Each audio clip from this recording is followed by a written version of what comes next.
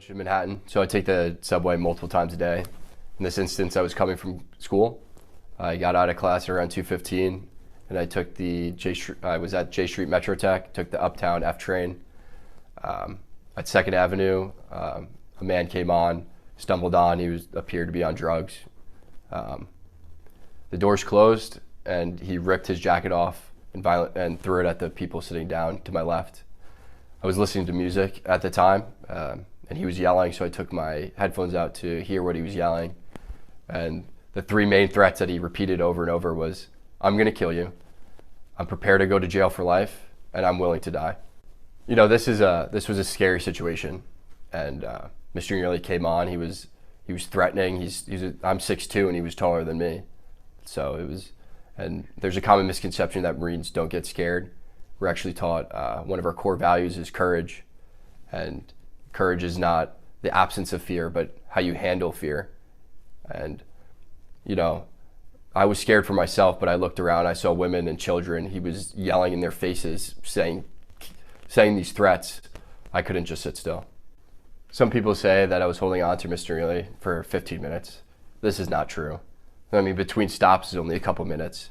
So the whole interaction lasted less than 5 minutes.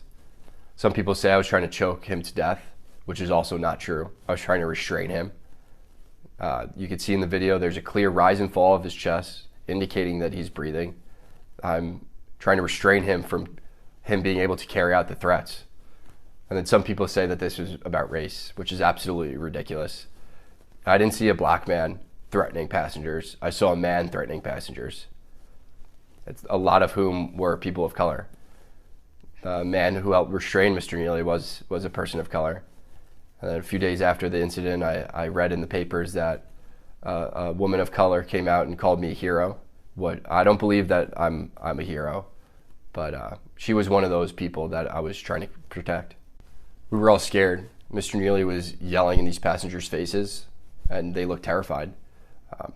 The reason why there was no video at the start of the altercation was because people were too afraid getting away from him, and the videos didn't start until they saw that situation was under control. I knew I had to act, and I acted in a way that would protect the other passengers, protect myself, and protect Mr. Neely.